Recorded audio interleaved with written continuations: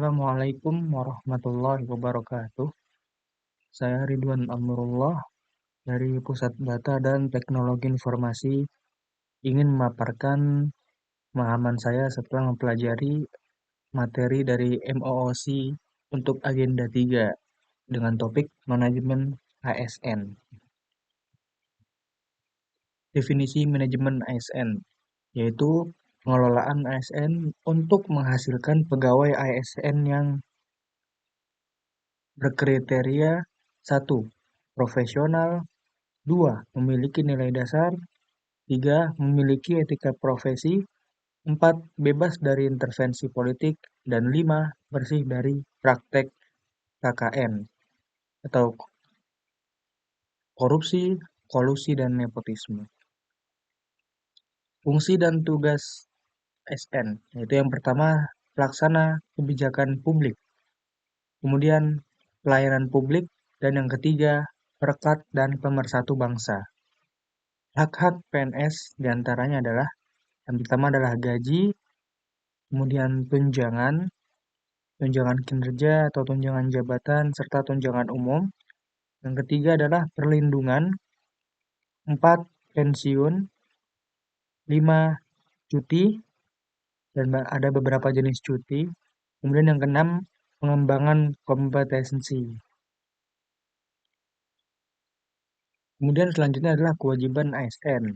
Yang pertama, setia dan taat pada Pancasila dan Undang-Undang Dasar 1945. Kemudian menjaga persatuan dan kesatuan, melaksanakan kebijakan, menaati peraturan perundang-undangan, melaksanakan tugas dengan tanggung jawab, menunjukkan integritas, menyimpan rahasia jabatan dan negara, dan bersedia ditempatkan di mana saja di wilayah Negara Kesatuan Republik Indonesia. Selanjutnya adalah sistem merit. Sistem merit adalah kebijakan dan manajemen ASN yang berdasarkan pada 3 poin.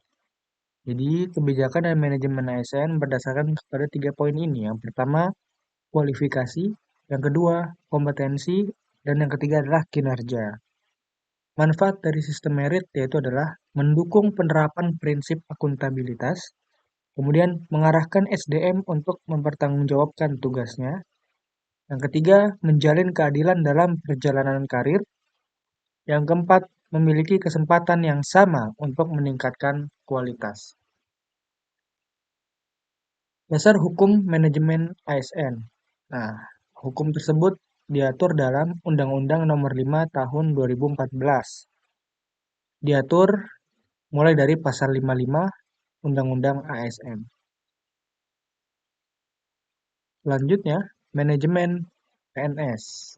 Nah, di sini ada proses atau alur dari manajemen PNS. Yang pertama, penyusunan dan penetapan kebutuhan.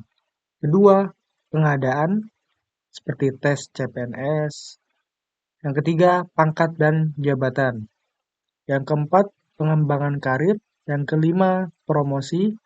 Yang keenam, mutasi. Yang ketujuh, penilaian kinerja. Kemudian penggajian dan tunjangan. Yang kesembilan, penghargaan dan perlindungan. Selanjutnya, jaminan pensiun dan disiplin.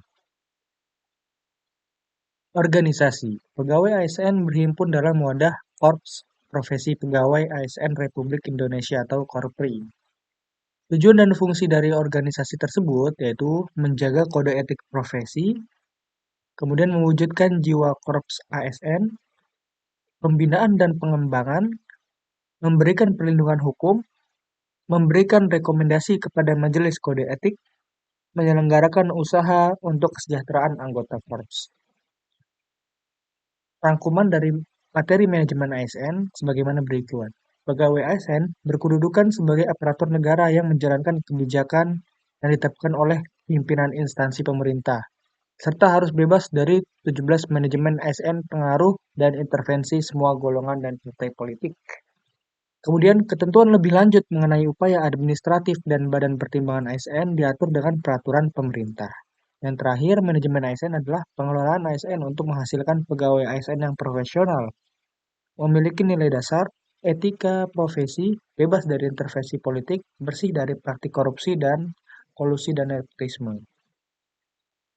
Selanjutnya adalah Smart ASN. Di sini saya akan memaparkan pemahaman saya mengenai Smart ASN. Literasi digital. Literasi digital berfokus pada kemampuan dalam menggunakan media digital. Kemudian indikator penyusunan peta jalan literasi digital ini telah ditetapkan ya bahwa Indonesia masih berada dalam posisi 7 di Asia Tenggara. Identifikasi target user, total serviceable market. Kemudian implementasi literasi digital kerangka kurikulum terdiri dari 4 komponen, yaitu digital skill, digital culture, digital ethic, dan digital safety. Pilar literasi digital yaitu adalah etika bermedia digital. Media digital digunakan oleh siapa saja dengan latar belakang yang berbeda. Karena itu dibutuhkan panduan etis dan kontrol diri. 4 prinsip etika tersebut menjadi ujung tombak self-control terhadap individu dalam mengakses, berinteraksi, berpartisipasi, dan berkolaborasi di ruang digital. Implementasi literasi digital ada 3 tahap. Nah, di sini tahap ketika kita menggunakan mesin pencari search engine seperti Google Chrome, Microsoft Bing, dan yang lainnya. Yaitu tahap pertama penelusuran atau crawling data, kemudian penindeksan atau indexing, dan pemeringkatan atau ranking. Nah, 4 dimensi persiapan ini diperlukan ketika kita menggunakan internet atau media digital. Yang pertama, siapkan terhadap akses internetnya. Kedua, syarat dan ketentuan penggunaan aplikasi. Kemudian membuat dan atau membuka akun, mendaftarkan akun. Dan yang keempat adalah metode akses. Itu dimensi persiapan dalam bermedia digital, khususnya internet.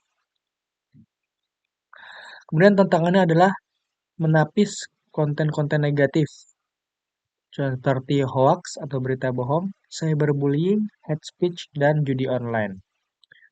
Kita juga perlu memahami dan melindungi data pribadi dengan cara menggunakan password yang kuat, kemudian berhati-hati dalam mengunggah data pribadi seperti KTP, SIM, dan yang lainnya.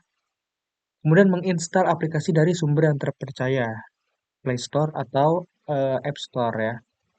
Kemudian waspada terhadap komunikasi yang mencurigakan dan rutin melakukan pembaruan pelangkat lunak atau update atau patching.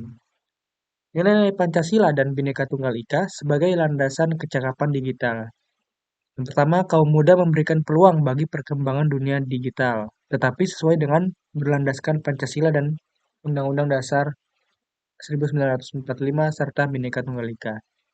Kemampuan mencerna informasi, salah satunya cara dalam penanapan nilai-nilai nasionalisme. Panduan kehidupan berbangsa, bernegara dan berbudaya di Indonesia dapat didapatkan atau dapat dipelajari melalui percakapan digital dan media digital.